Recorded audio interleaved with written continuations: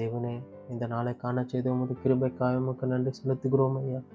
இப்பொழுதும் நாங்கள் வாசிக்கவும் கேட்கவும் போகிற அந்த வசனங்களை உம்முடைய கரங்களில் ஒப்படைக்கிறோம். இந்த வசனங்களின் மூலியமாய் நீர் எப்படி எங்களோடு பேச விரும்புகிறீரோ நீர் பேசும். உம்முடைய வசனங்கள் எங்கள் இருதயத்தை புடமிட்டு உமக்கென்று எங்களை அர்ப்பணிக்க நீர் கிருபையை தந்து காத்துக்கொள்ள முடியும். என் மீட்பும் இரட்சகருமாகிய இயேசுவின் நாமத்தில் ஜெபிக்கிறேன் பிதாவே.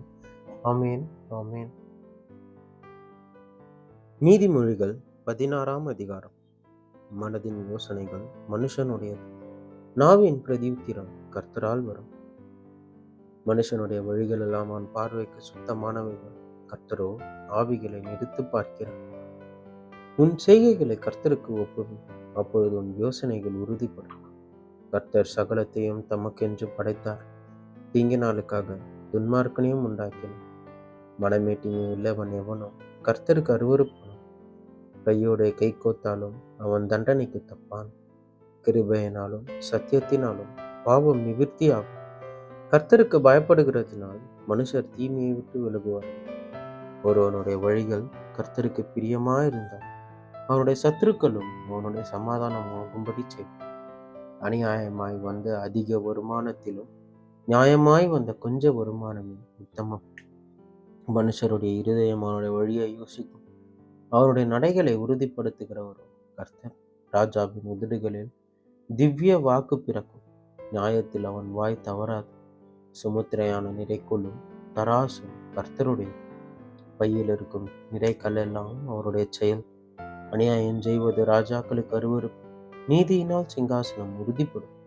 நீதியுள்ள உதடுகள் ராஜாக்களுக்கு பிரியம், நிதானமாய் பேசுகிறவனின் ராஜாக்கள் பிரியப்படுவார்கள். ராஜாவின் கோபம் மரண தூதருக்கு சமம், ஞானம் உள்ளவனும் அதை ஆற்றுவான். ராஜாவின் முகக்கலையில் ஜீவன் உண்டு, அவனுடைய தயை பின்மாறி பெய்யும் மேகத்தை போல. பொன்னை சம்பாதிப்பதிலும் ஞானத்தை சம்பாதிப்பது எவ்வளவு உத்தமம், வெள்ளியை சம்பாதிப்பதிலும் புத்தியை சம்பாதிப்பது எவ்வளவு மேன்மை. தீமையை விட்டு விலகுவதை செம்மையானவர்களுக்கு சமனான பாதை. தன் நடையை கவனித்திருக்கிறவன் தன் ஆத்மாவை காக்கிறான். அழிவுக்கு முன்னானது அகந்தை, விழுதலுக்கு முன்னானது மனமேட்டிமை. அகங்காரிகளுடைய கொள்ளை பொருளை பங்கிடுவதை பார்க்கிலும் சிறுமையானவர்களுடைய மனத்தாழ்மையாயிருப்பது நலம். விவேகத்துடன் காரியத்தை நடப்பிக்கிறவன் நன்மை பெறுவான், கர்த்தரை நம்புகிறவன் பாக்கியவான். இருதயத்தில் ஞானமுள்ளவன் விவேகி எனப்படுவான். உதடுகளின் மதுரம் கல்வியை பெருக பண்ணும், புத்தி தன்னை உடையவர்களுக்கு ஜீவ ஊற்று. மதியினரின் போதனை மதியினமே, ஞானியின் இருதயம் அவன் வாய்க்கு அறிவை விடும், அவன் உதடுகளுக்கு அது மென்மேலும் கல்வியை கொடுக்கும். இனிய சொற்கள் தேன்கூடு போல் ஆத்மாவுக்கு மதுரமும் எலும்புகளுக்கு ஔஷதமும் ஆகும். மனுஷனுக்கு செம்மையாய் தோன்றுகிற வழி உண்டு, அதன் முடிவோ மரண வழிகள். பிரயாசப்படுகிறவன் தனக்காகவே பிரயாசப்படுகிறான், அவன் வாய் அதை அவனிடத்தில் பொருந்திக்கும். வேலையாளின் மகன் கிண்டி விடுகிறான், எரிகிற அக்கினி போன்றது அவன் உதடுகளில் இருக்கிறது. மாறுபாடுள்ளவன் சண்டையை கிளப்பி விடுகிறான், கோல் சொல்லுகிறவன் பிராண சிநேகிதரையும் பிரித்து விடுகிறான். கொடுமையானவன் தன் அயலானது நயங்காட்டி அவனை நலமல்லாத வழியிலே நடக்க பண்ண. அவன் மாறுபாடானவைகளை யோசிக்கும்படி தன் கண்களை மூடி தீமையை செய்யும்படி தன் உதடுகளை கடிக்கிறான். நீதியின் வழியில் உண்டாகும் நரைமயிரானது மகிமையான கிரீடம்.